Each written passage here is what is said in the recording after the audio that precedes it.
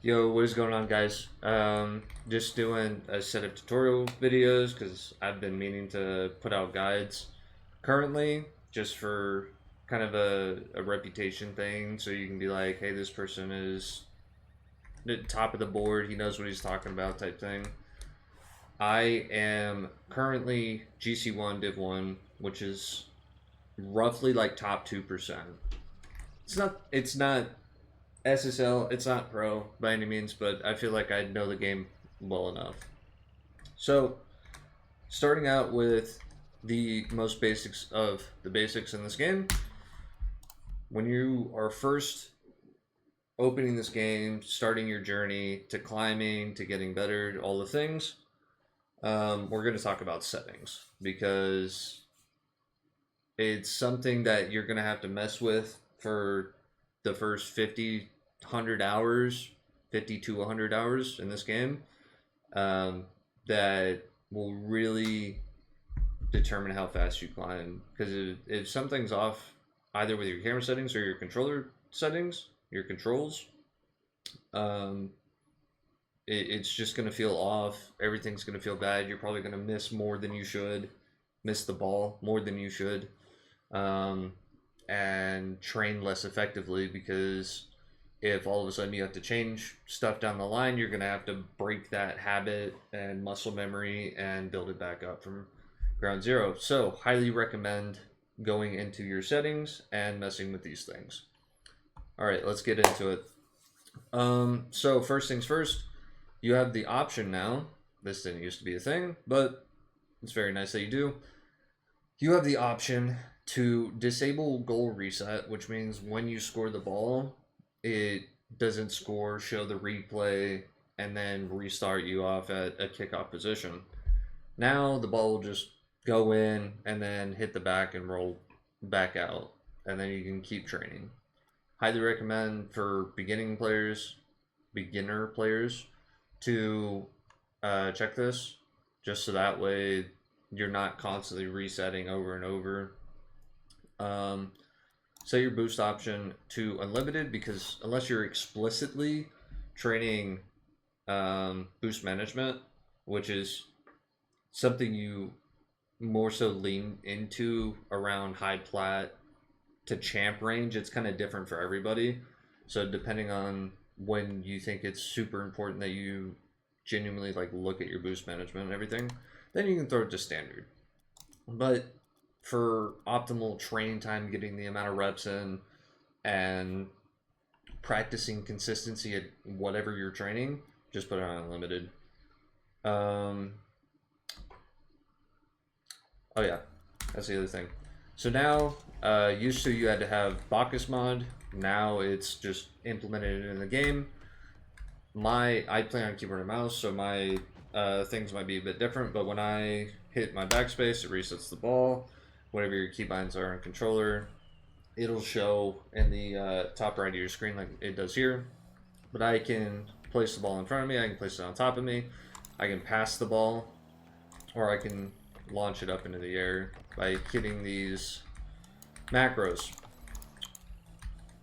Good to know, good to practice, especially the take possession and start dribble ones I use a lot, and I highly recommend to early players because dribbling is one of the most fundamental mechanics that you do need to practice pretty much all the time. Anywho, back into settings before I get too far off from the game plan. Gameplay, there are video guides on what you should put this at. I recommend just having high everything. I use CSTS, but you might test default and STS, see what works for you, and then your regions. But less important, there's guides on that. Let's get into camera settings. This is something that is different for everyone. I highly recommend, once again, the first 50, 100 hours, maybe even 200 hours, if you're making a lot of changes as far as like what car you're using, which is another thing we'll discuss. Really just messing with settings as much as possible. I think most high level players kind of end up somewhat close to these settings here. Um, and I think most people usually sit at this range. But you know, if you're colorblind, if you're nearsighted, farsighted, um, whatever glasses users will have different depth perception. So this will all be different for you. Like I said, test, adjust. Really, the only thing in here that is like a there's pretty much zero reason to have on is your camera shake. Just turn it off. It messes you up more than it does anything to help you. Um, invert swivel. This is something I have on. By all means, like I said, you don't have to. See what works for you. Controls. So I am a keyboard and mouse user. I do not play controller. Um, there are going to be better guides out there. 100%. Squishy does a good job. Brettles. Like you name a pro. The current best in the world, Zen, considered best in the world, Zen. You can look at his guides. I bet he has one. Not 100% sure, but I bet he has one. The two, like, or I guess three big ones that is going to affect a new player the most is going to be your steering sense, your controller dead zone, and your dodge dead zone. Steering sense, I highly recommend that you start out really low, like as low as you possibly can, pretty much, and slowly increase, because the thing with the time dump in this game and practicing and training, it's more having good habits, having good settings, having consistent settings and stuff set up beforehand. Because otherwise, if you dump 1,000 hours and then you change a whole bunch of stuff, then you're relearning, reteaching, and breaking down your muscle memory to build it back up again. And that's where a lot of time gets lost. And this is definitely one of those games where I full-heartedly believe that less is more, meaning the more that you're moving and adjusting to make the touches that you're trying to get, the worse you are. And everyone's going to go through a phase where they're just learning the game and have to go through that to know how much they need to adjust and whatnot. So having this slower will force you to adjust less, which will actually help you learn things quicker. And then once you've quote unquote mastered mechanics, then you can start kind of bumping it up a little bit and seeing how that feels. And you're gonna have days where maybe it feels a little off, and you can adjust it a little bit more, a little bit less, whatever. Steering sense for sure, because dribbling is a core mechanic in this game, especially in the super low ranks. Very, very, very good to have that down. Controller dead zone. Once again, start low and increment higher and higher until it feels good. Dodge dead zone, if you're having issues with flipping backwards, it's a bit later, you know, gold plat kind of area where you start going for aerials and stuff. You might want to adjust this if you're flipping too much instead of just jumping up, or flipping when you don't mean to flip, whatever. And then some of these other settings don't really matter. Keyboard and mouse, I don't use my mouse to steer and whatnot. If that works for you, I guess, you know, adjust this as needed. The most important keyboard setting, I guess two important keyboard settings, I don't use one of them, so it doesn't affect me, but your input acceleration time. Now, a lot of things affect your input delay, such as connection to the server, how good is the server itself running, your internet speed is getting throttled, and so you're in and out, which is connection to the server, but more so the reasoning behind it. Anyway, if you have like VSync on, then that'll affect input acceleration time, input delay, either or. I found that I like 0.02. It's enough of a delay that I feel like I move less, which means I can make more accurate movements and touches and all the things. But there's some days where servers are just really bad, or my hands are cold, whatever, and I'll adjust this by plus or minus 0.02. So I'll either go down to 0 or I'll go to 0.04 at the most. Anything more or less than that, so like say you were default at 0.06 and you went to 0, or 0.06 and you went to 0.12, it's a pretty significant input delay difference that it'll really affect you, and I don't recommend that people adjust it by that much. But for sure, if you're on keyboard and mouse in this game, firstly, congrats to you, because you were definitely part of the minority.